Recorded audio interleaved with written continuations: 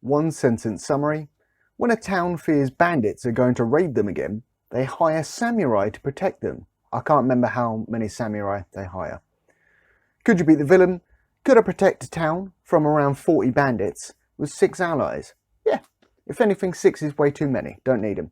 There's a bit where some of the samurai go to the bandit camp where the bandits are staying, and they tank out a load of them. If it were me, I would have finished the job there and then. No further battles. It would have been good times. Unless the bandits accept me as their new bandit king, and then those villagers are in real trouble. How would you improve the film? I'm going to get the names wrong in this because I don't speak Japanese, so I'll probably end up giving the characters nicknames. Effectively, there were too many characters with a name who started with K. That was my one takeaway there. The titles go on a bit long, and that should have been my first indication that this film is quite slow. It's over is it over 3 hours? Yeah, maybe it's over 3 hours. It's definitely over 2 hours, and it doesn't need to be. There is a lot of stuff in the film, but a lot of the stuff that happens is quite slow.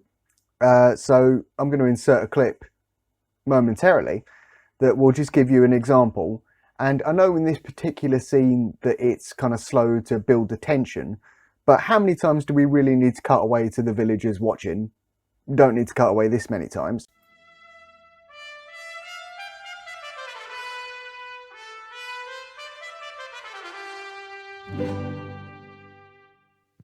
See what I'm saying? It went on too long.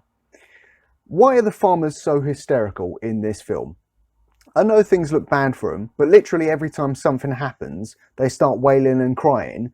And like a number of times, like someone will just go like sit on the floor like, I'm sad, or like throw a tantrum. And if you lot put this much energy into defending yourselves, you wouldn't need the samurai, honestly. There are 3 gratuitous arse shots in this film, to my recollection. The first is a woman crying. The second is a woman washing her hair. And the third is Kirichiryo, the samurai, who disguises himself as a bandit, wearing what I can only describe as a skimpy Amazonian warrior outfit from the Wonder Woman films.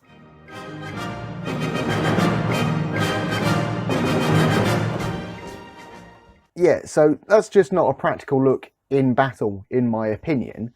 And also, there's a bit where he's at a funeral, it's very sad, and you can see his arse cheeks and he's wearing a thong.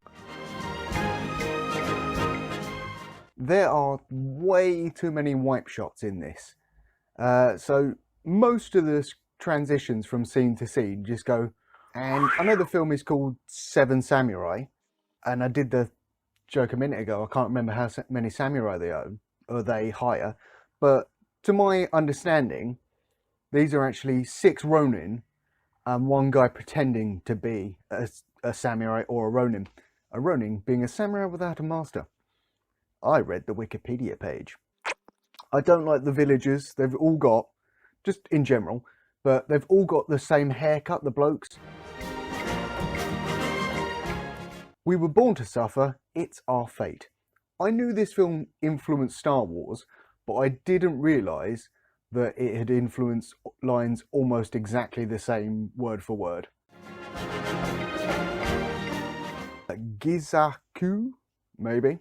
The old man, he may be wise, but I really don't think the villagers need to defer all the big questions to him, because what happens when he dies and they're just like, well, I guess no one answers the big questions now. You know, try and work it out yourself.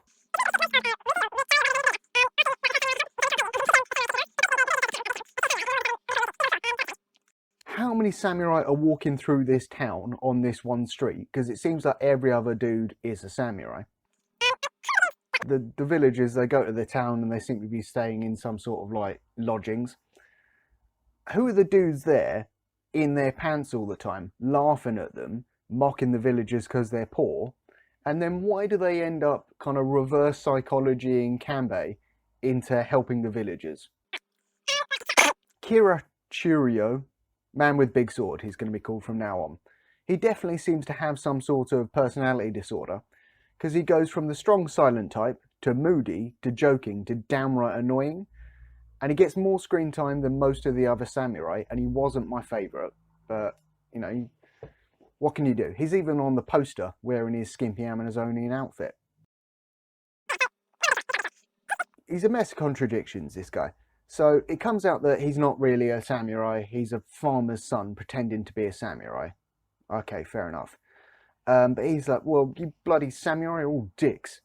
And I'm going to go sleep in the barn because I don't want to sleep with you people. In the same house, you're all rubbish. But then turns out he is willing to kind of eat meals with the samurai because they get fed better than the farmers. And he is willing to like fight and die with them as well. It's odd. There's a thief that Kanbei kills in his introduction who falls in slow motion, but the crowd watching him are not in slow motion and the two things are cut in between. That was odd. The deepest friendships are often born out of a chance meeting. Calm down, mate. You've only just met. You seem a little bit desperate.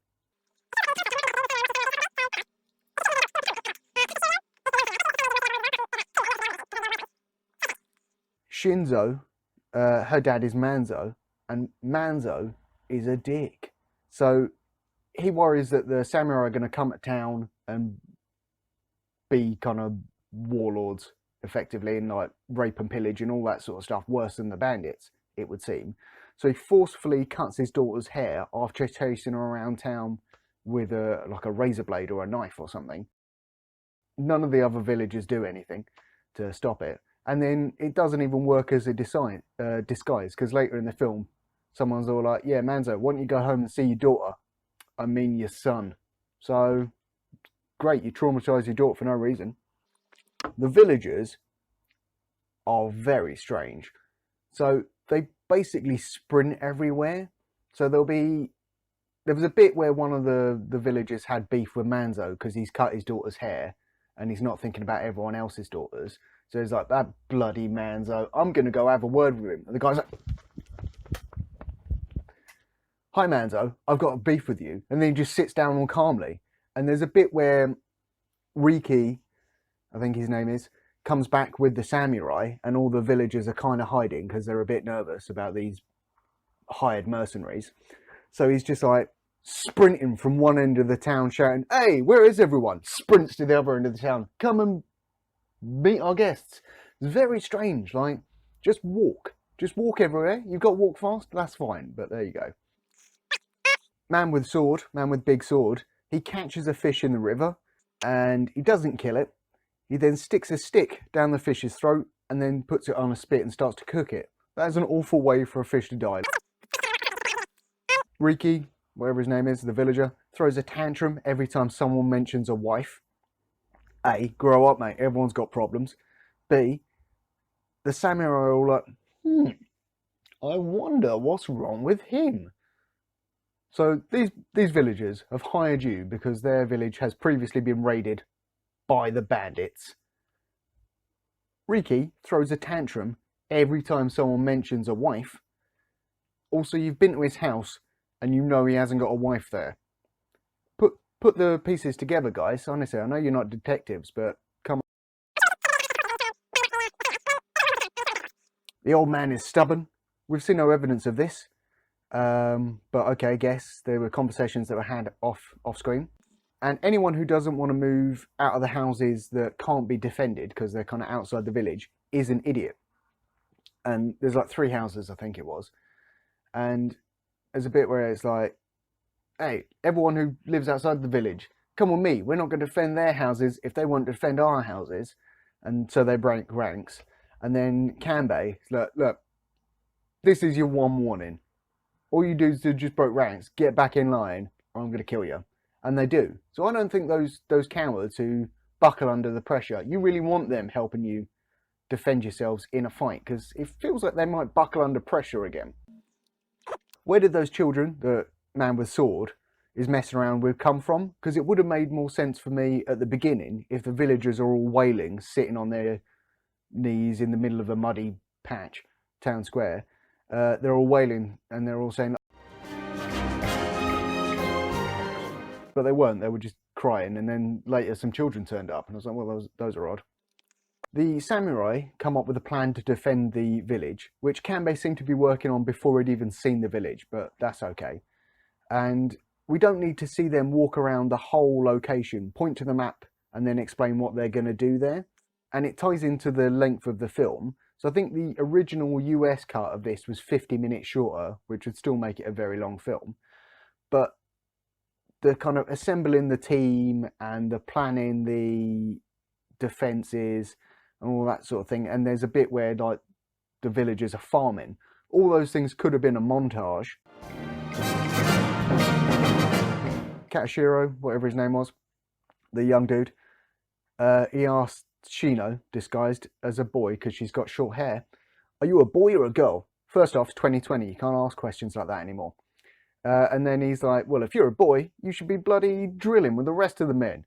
Surely the women have got stuff to do as well, they're not just hanging out." I don't know if it was the style at the time, but every time someone tells a joke or something that's mildly amusing, everyone busts the gut. So Katashiro, the young guy, he's talking to Shino, disguised as a boy. Well, it's a massive secret because he knows she's a lady. I don't remember the villagers actually saying, "Right, you samurai, stop talking to our women," or Kanbei saying, "Don't interact with the local birds, all right? We've got a job to do." So why are they acting like it's a massive secret? I did the old, it's 2020, you can't ask that question anymore joke a minute ago.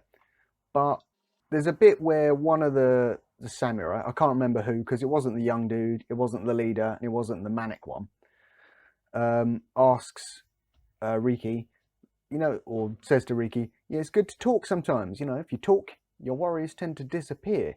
That's a very, very modern approach. I like that film from 1954 or whatever it was. I'm pretty sure Kirichario, man with big sword, didn't bring his big sword to the first fight that he was in. So that seems like you've missed an opportunity there. And the young guy crawls up into some flowers to kind of watch Strong Silent Man and Manic Man take on these bandits, and it almost looked like in a previous take someone had already crawled into that exact position because the flowers were flattened. Strange. Kanbei is all like, this man is a prisoner of war, he's given us information, he's begged for mercy, so he must not be killed, basically. That's how we do things around here. And then a little old lady with like a pitchfork or a hoe or something, she's like, "Yep, I'm going to avenge my dead son now that the bandits killed before." And the samurai let it happen. If that was me, I'd be like, no. I'm the samurai. I'm the one that you've hired to consult people, about the bandits. Do you want to listen to what I'm saying? Or do you want to go and sort these bandits out yourself? Because if you kill the man who said, "Please don't kill me," and I've said, "We're not going to kill you," you make me look like a mug, all right? And I'm not going to have that. If you're trying to sneak through water, probably don't run, because it makes a lot of splashes and will alert people. That's just my takeaway. Some dodgy-assy old green screen in the bandit camp scene. And Henichai, I don't know, one of the samurai who was he wasn't that good at fighting, but he could chop wood, and he said he ran away from problems. So yeah, good guy to have on your team. He's killed during the bandit camp raid, and I wasn't sure why. I thought maybe he'd fallen over and smacked the back of his head on a rock or something. But then I looked into it, and it turns out he got shot by one of the muskets, which I don't think had been mentioned up until this point. And that brings up two things. One, later in the film, someone's like, "Remember, they've got 3 muskets, so pay attention for those." I can't remember it because I don't think you told us that before. Presumably that information came from the guy that was captured and then murdered by that old lady and the rest of the village. 2, the samurai have got absolutely no defense against the musket. And they know what muskets are. It's not like it's this weapon that has come out of nowhere. So they probably should have thought about that, because they knew there were muskets involved. They knew that they are not bulletproof. Try and find some sort of way to fix that problem. Ricci, God damn it, this funeral is not about you. Stop wailing and making a scene, alright? Let everyone grieve in silence. I didn't know Giesaku, the old man, had a son. I also don't know why the son, and presumably his wife, decided to take their screaming child to go and rescue him or kind of bring him in from the village when the raid starts, just leave the kid in the safety of the village, you know? Two of the samurai are talking about the villagers, and they're like, they're all terrified. Come on, film. You're better than that. Show, don't tell. The villagers absolutely lose their shit when those 3 houses that are outside the village bounds get burned. And Kanbei told you that this was going to happen, so calm down. Man with Sword has a bit of a breakdown when he's rescuing the old man's grandkid. You know, that one that I said should have been left in the village. And he's like, this child is me. This is what happened to me. And he's like kneeling in a river right next to the burning mill building or whatever. Rescue the kid. Get back into the village. Then you can have your breakdown. Because you're putting the kid in danger with your screaming.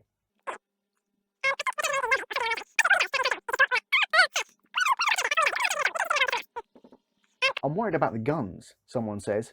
And then Kyuzo, the strong silent type samurai, is like, I'll go and get one. Then he just sprints off like Sonic the Hedgehog and then comes back like the next morning with a gun. And I can only assume like a kick-ass fight scene was cut out of the film. I was like, man, I want to see that. That looks way more interesting than watching people do harvesting earlier. One of the villagers gets absolutely spanked by a runaway horse, and I wonder if it was a stunt that just looked very realistic, because it wasn't even focused on, it was just kind of in the background, or if it was just an accident. Either way, possibly that same horse, or maybe a different one, was used to defend one of the bandits using the power of horse kicks, aka buckaroo. It was really effective. I don't know why more people didn't try that. It's odd to me that we don't see one of the samurai fall heroically in battle. He's just dead. Can't remember which one. The young one is talking to a man with big sword about the strong silent one. He's all like, oh man, that guy's awesome. And man with big sword is like, yeah, your conversation is fascinating. Ugh. So I think this film might have invented the sarcastic phrase, cool story, bro. Who was the actor they got to lay face down in a puddle of dirty water, pretending to be a body? Well done to him. You're tired now, you can rest. Well, you just woke him up to tell him that, so that's a bit rude. Manzo, you're a terrible dad and all-around shit bloke. Stop shouting your daughter's name in a room full of people who are trying to sleep, okay? Have some consideration. Young samurai guy, you should probably mention to Shino that her dad is outside, so, like, she should stay within the love barn. And also, you should probably step in when her dad starts slapping around in the middle of the street. Maybe try and defend her or something, I don't know. Kanbei comes across this domestic scene in the street where Manzo's slapping his daughter around because she's been deflowered. And he's like, Manzo, you must tell us which samurai has done this.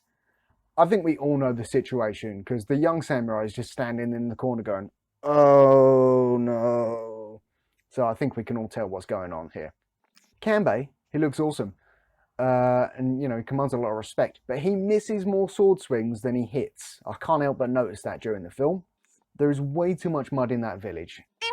Just, I can't tell if they flooded part of the fields, build some defences, so I can't tell if that is the reason the village is full of mud, or if just every time it rains it turns into a swamp.